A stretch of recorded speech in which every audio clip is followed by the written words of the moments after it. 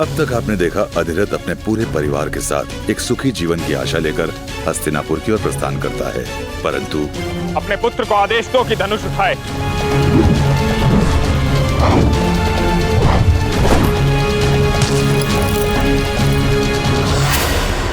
अनुमति प्राप्त करके वे लोग सूतों के लिए निर्धारित आवास स्थल भुगत ग्राम की ओर निकल पड़ते हैं। और तभी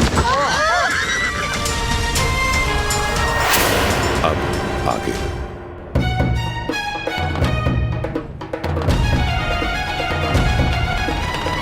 पिताश्री, इससे कार्य मत करवाना। इसने स्वयं गड्ढा निर्मित किया है हमसे धन प्राप्त करने के लिए।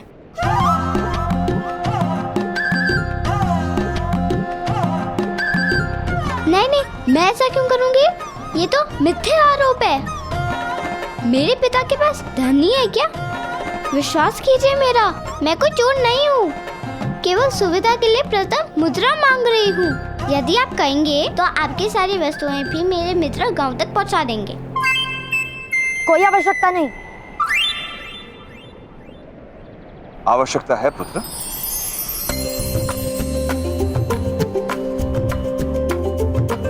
गेलो।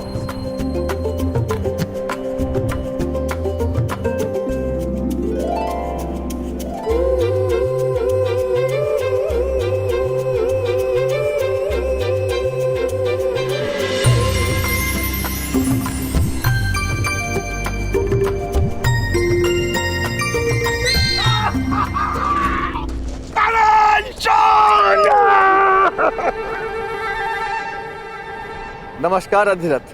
प्रणाम पुत्रों। वृषभान महोदय को प्रणाम करो। प्रणिपात। प्रणाम। आपको प्रसन्नता प्राप्त हो राधा। मेरा सौभाग्य है कि आप आज यहाँ पधारे। मेरे पिता की, राधा के पिता ने बहुत सहायता की थी और वो ऋण मैं कभी चुका नहीं पाऊंगा। किंतु आज आप सबकी सेवा करके मुझे संतोष प्राप्त होगा। आप मेरी पुत्री से मिले।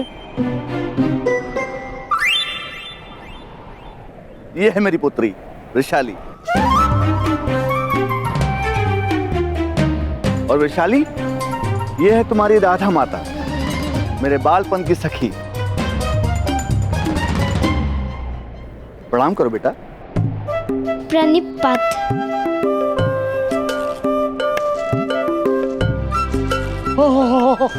ये क्या हुआ?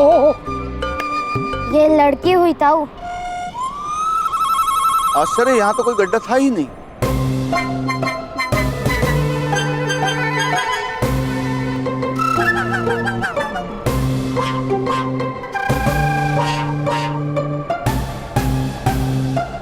इस लड़की और इसके मित्रों ने हमारे साथ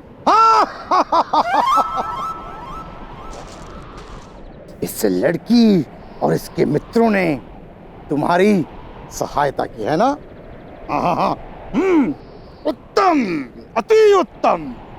चलो अब सारे मिलके इस पहिए को गड्ढे से निकालते हैं। निश्चिंत रहिए, आप सब प्रस्थान कीजिए। ये युवक अन्य युवकों को लाएंगे और ये रथ ठीक करेंगे, ले आएंगे। उत्तम। वैशाली, बालकों, वस्तु उठाओ और साथ चलिए।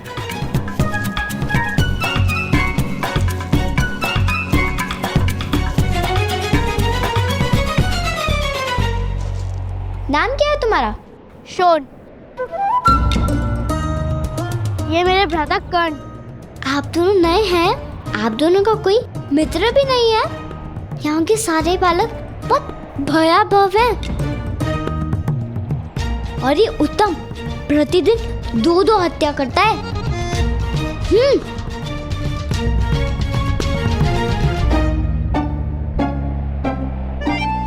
यदि आपने इस घटना के विषय में पिताश्री से कुछ भी कहा तो स्मरण नहीं, आप दोनों की मृत्यु हो सकती है।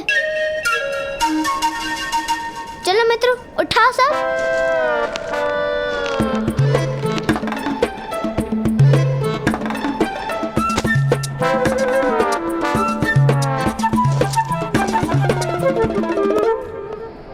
वैशाली, मेरा भाग मुझे यही दे दो। पिताजी मुझे वेद पाठ करने के लिए बुला रहे हैं। पहले ऊपर तक आओ, तभी तुम्हें अपना भाग प्राप्त होगा। नहीं, वहाँ तक इतना भार उठाकर ऊपर तक नहीं आ सकता। तो पहले क्यों नहीं बताया कि भार लेकर ऊपर नहीं आ सकते? इसे जाने दो, हत्या करने का समय हो रहा होगा। इसके स्थान पर मैं भार उठा लेता हूँ। इसका भाग हमें दे देना। ठीक है, तुम दोनों सारा भार उठा लो और आधा भाग मैं तुम्हें दे दूंगी। वामन, उस भार को छोड़ो और मेरे साथ आओ। ये है तुम्हारी मित्र। वैशाली और मित्र? वैशाली हमारी नेता है, बहुत भयानक है। अगर उसकी बात ना मानो तो ऊपर से पत्थर फेंककर मारती है।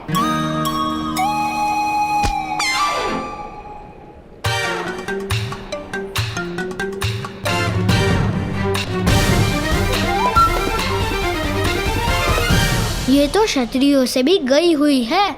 जैसे हस्तिनापुर में महाराज धृतराष्ट्र का शासन है, वैसे यहाँ वैशाली का शासन चलता है।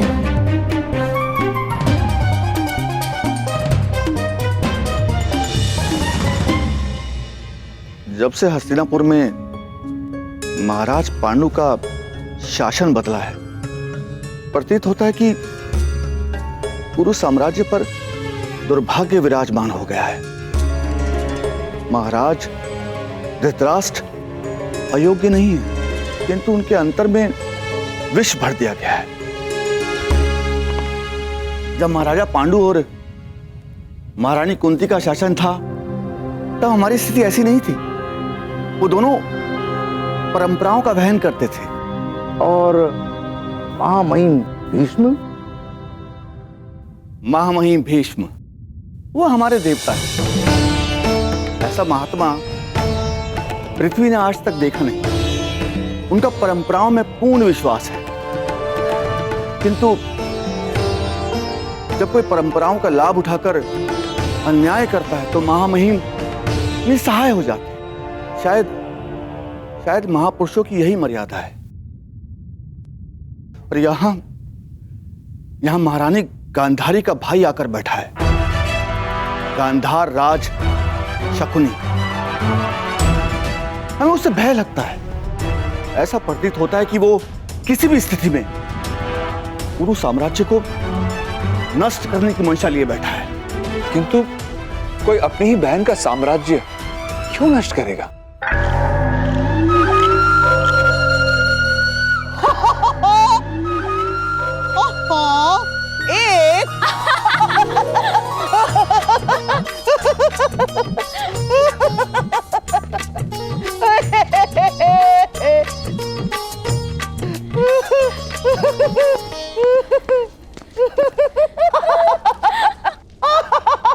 गांधारी!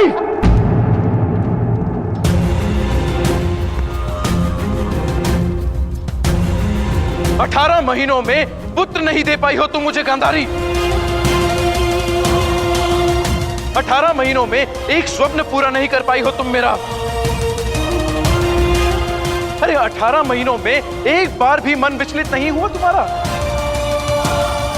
जिस महादेव ने तुम्हें 100 पुत्रों का वरदान दिया है, उस महादेव से प्रश्न पूछने के स्थान पर तुम यहाँ द्यूत खेल रही हो। महादेव!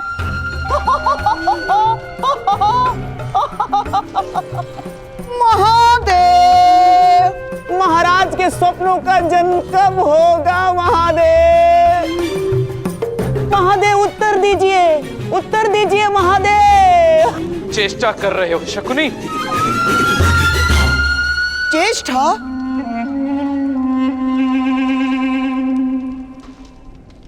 चेष्टा महाराज? नहीं महाराज नहीं। जिस दिन महामहिम ने गांधार से मेरी बहन के लिए आपके विवाह का प्रस्ताव लाया था, उसी दिन से मैंने चेष्टा करना छोड़ दिया है महाराज। चेष्टा करना छोड़ दिया है महाराज। अब तो केवल प्रयत्न करता हूं।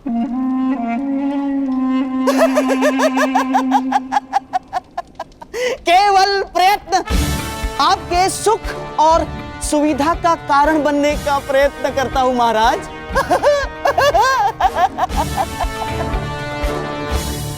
कब होगा मेरा पुत्र गांधारी? क्यों तुमने अपने प्रसव रोक रखे हैं? क्यों तुम मेरे सुख में बाधा बनना चाहती हो? मैं तो आपके सुख का साधन बनना चाहती हूँ महाराज।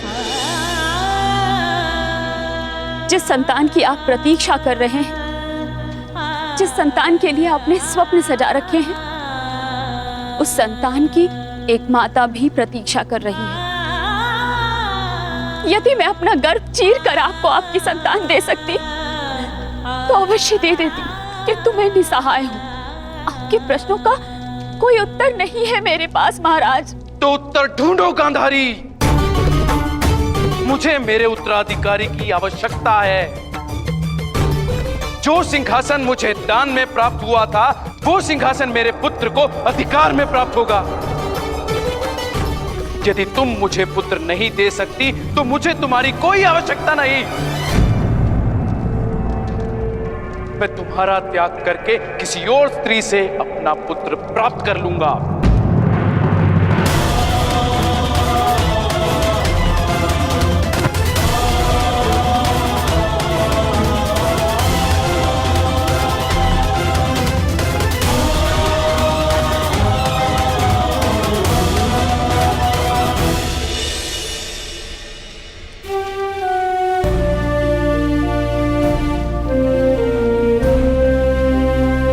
हस्तिनापुर वालों को विस्मरण हो गया है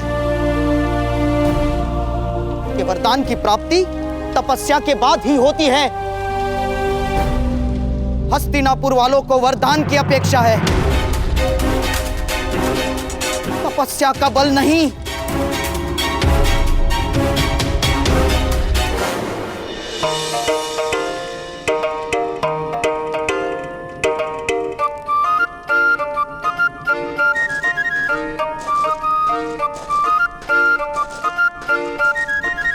लाओ, हमारा आधा भाग दो। आधा भाग? क्यों?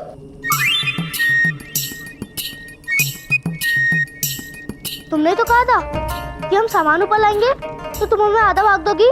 दो अवश्य मिलेगा, किंतु तुम्हें पता नहीं है यहाँ हस्तिनापुर में किसी को भाग मिलता नहीं है, बल्कि छीना पड़ता है। भ्राताकर्ण, यदि भाग मांगने से ना मिले तो उसे छीन लेना ही उचित होता है।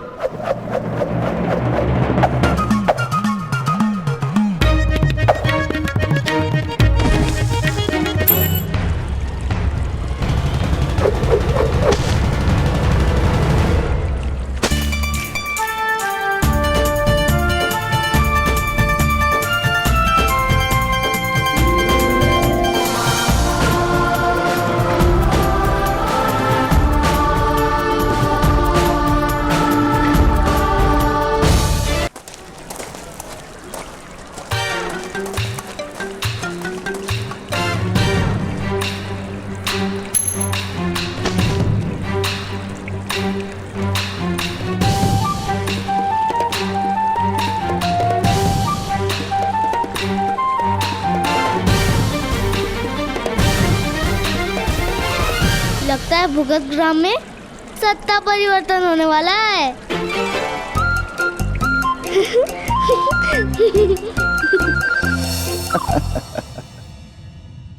अधिरथ महोदय, हम जैसे दरिद्र लोग संबंधों में विश्वास रखते हैं और जिनके पास सत्ता होती है उन्हें संबंधों से क्या, वे लोग सत्ता में ही तृप्त रहते हैं। यार छोड़िए, हमें इनसे क्या, हम बड़े लोगों की बड़ी बातें। पगड़ी जितनी बार बदलती है उतनी ही बार बालों की व्यवस्था बदलती है। इसीलिए ईश्वर ने बालों को लचकीला बनाया होगा ताकि पगड़ी बदले तो बाल ना टूटे। इसी तरह हम निम्न जाति के लोग, सूत जाति के लोग लचकीले रहेंगे और जब तक हम राजा के अनुकूल रहेंगे तब तक जीवित रहेंगे। किंतु अंत में तो सारे बाल झड़ जाते हैं ना?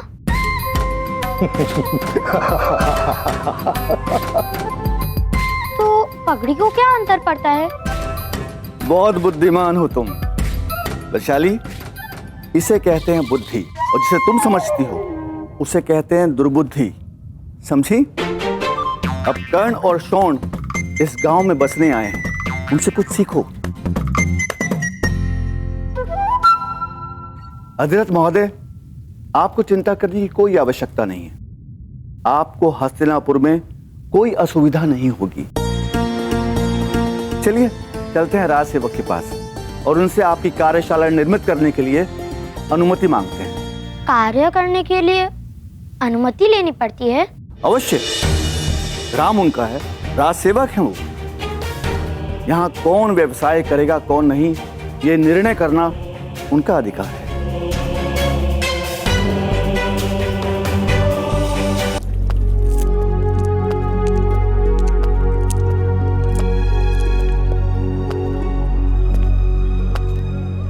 राज सेवक से भेंट हो सकती है? मैं तो प्रतीक्षा ही कर रहा था कि कब इनसे भेंट हो।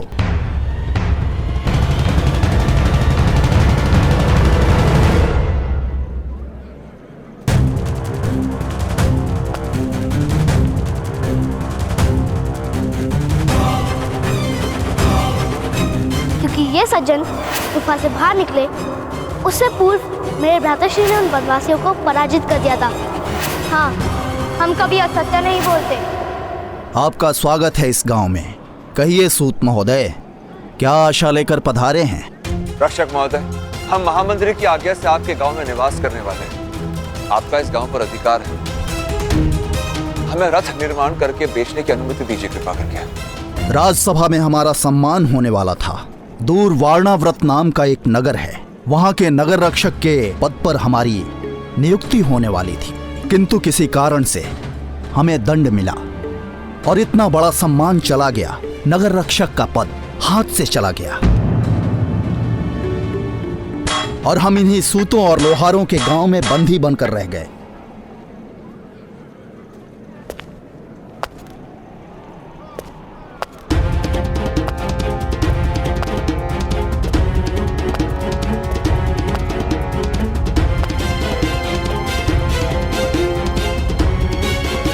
आपके पुत्रों के कारण हमारी सारी आशाएं धूल में मिल गई। अब हमारे कारण आपकी आशाएं राख हो जाएंगी। आपको मेरे गांव में कार्यशाला आरंभ करने की अनुमति नहीं है। और एक बात सुनिए, हस्तिनापुर में सूतों के निवास के लिए बस एक ही गांव है, अन्यत्र कहीं आप वास भी नहीं कर पाएंगे। हस्तिनापुर का त्याग करना होगा आपको। किंतु महामंत्री ने हमें निवास की आज्ञा दी है। इसलिए तो हम इन्हें निकाल नहीं सकते, किंतु ऐसी स्थिति तो बना ही सकते हैं कि ये लोग यहां रह न पाएं। जाइए।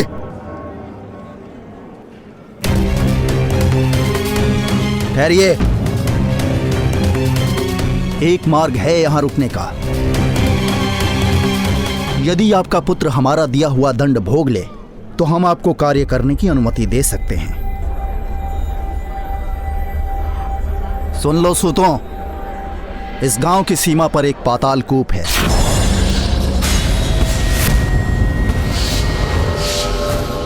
और उस कुएं में जल नहीं है।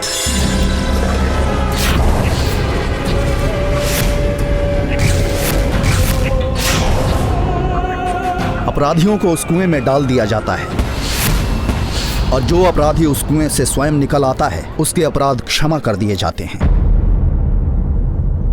वैसे उस कुएं से आज तक कोई बाहर नहीं निकल पाया है। तुम्हारे पुत्र को उस कुएं में डाला जाएगा कल प्रातःकाल।